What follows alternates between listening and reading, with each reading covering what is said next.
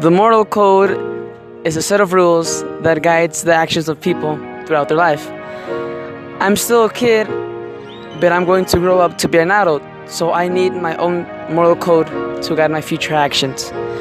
And these are the rules.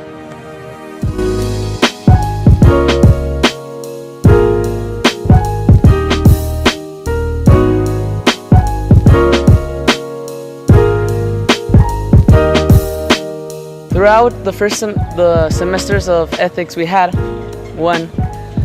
we saw two major philosophical guides: utilitarianism and deontology. And I'm guessing that the people that are watching this video already know what those rules are about. So I'm going to start by saying which ones I follow. I follow strongly utilitarianism, because if we were truly in a free world where everybody did anything they wanted, utilitarianism would be the best thing. Like, it makes sense. It just makes sense. If I do what makes the most people happy, then I'll be happy. But the problem we need to talk about is that we don't live in a completely free world. There are governments, and these governments give their own rules. And I live in Mexico, and Mexico has its own set of rules. So that changes things a lot. There's no complete free will. And I give value to some things over others. For example, yes, I still am utilitarian, and I believe that the thing that makes the most amount of people happy is the thing that I should do. But if I were to decide between a family member, a close friend, or even a friend from school over a stranger, I would choose a friend. But I'm not a total utilitarian. I do believe that there are certain things that are just inherently bad. But the problem with that is that I believe that everything has exceptions. Lying is not always bad, even though most of the times it's bad. You know, killing is not always bad, even though most of the times it's bad. There's always exceptions, like the famous question of when a killer goes to your house and asks if your friend is inside. If you're a true deontologist, you say that he is inside. Or if you're a true deontologist, you can't kill someone in self-defense. What I'm trying to say is that I don't want to kill someone, or I don't want to lie, but I still believe that there are exceptions and there are times that I should lie. Now that I have briefly mentioned what is my moral code, I'm going to continue with the 3 human rights I consider are the most important. Human rights are the universal rights that all humans should have. And even though the UN has dozens of them, I believe that there's 3 especially which are the most important. Number 1.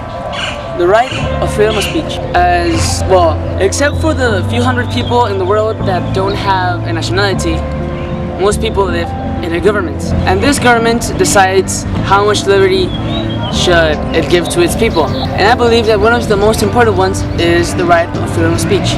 People should be able to say whatever they want, whenever they want, but only like in places where they're let so, because like they're private places and things like that. But of course, I think that that right shouldn't be abused. I believe that people should say what they think is the best course of action for the world. So even though if those ideas are pretty like stupid, I believe that people shouldn't be judged or treated differently just because how they think differently. But it all changes when you try to work and do things upon those ideas. You still live in a government, and you shouldn't do whatever you want, because then you go to jail.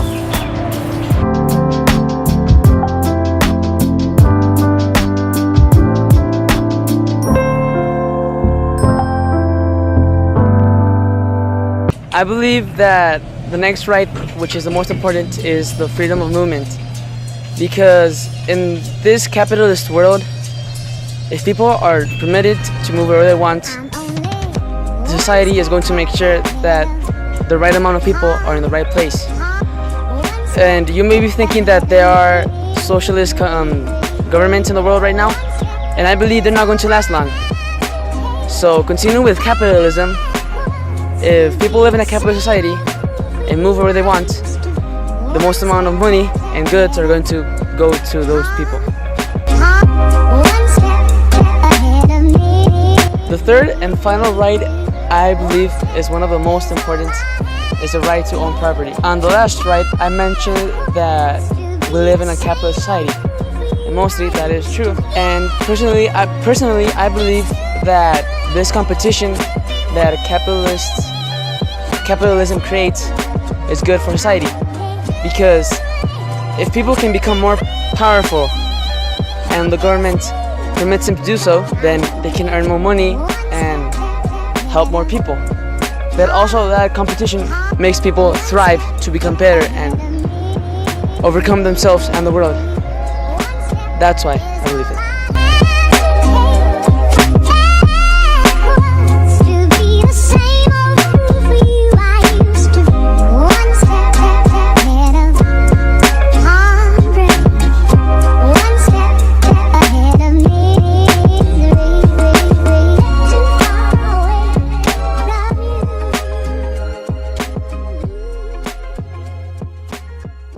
Of course, I can't talk about human rights without mentioning how to defend them. And as an individual, I will protect the right of freedom of speech of people by being tolerant to what they say and actually listen to what they have to say, because maybe between their thoughts and my thoughts, we can produce a better world together. That's the whole idea, this world as a people. Well, the freedom of movement is easy because I can let you move or not, you know? And if I let you move, well, you have the right, and if I don't let you move, well, you're a slave. And even though it can be a little great, because in countries like Saudi Arabia, women don't have the right to leave the country without the permission of men.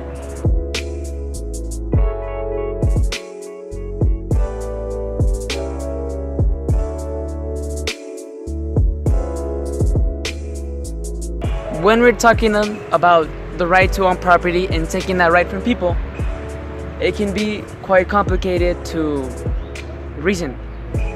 What I believe is to take the right from people is that if one of my partners works in the same ambit as I, and I boycott them so that I can win and they don't, then I'm taking the right to own property because they cannot compete in the first place to win that property. And I don't like that. I would like that if we competed in the same place or the same topic and he does a better job than me, he deserves that's a place to work in it, because he would bring better things for the world.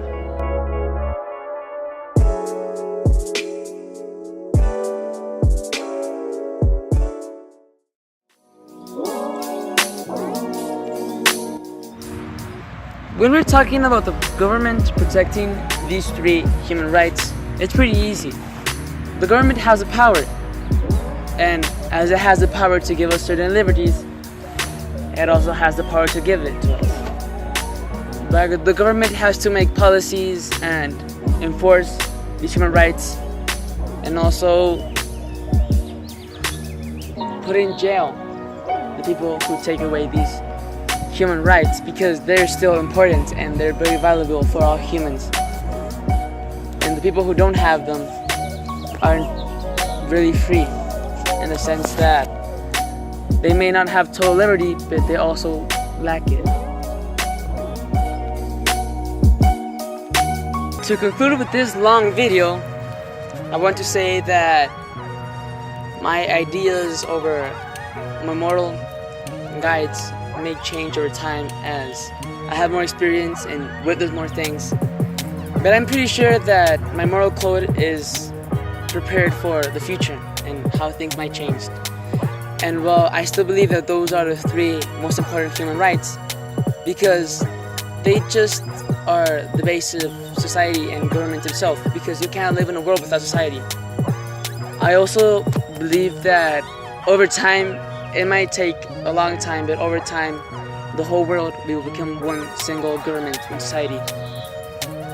Or we will be dead because of nuclear war and pollution. But that's it. Thank you. Bye.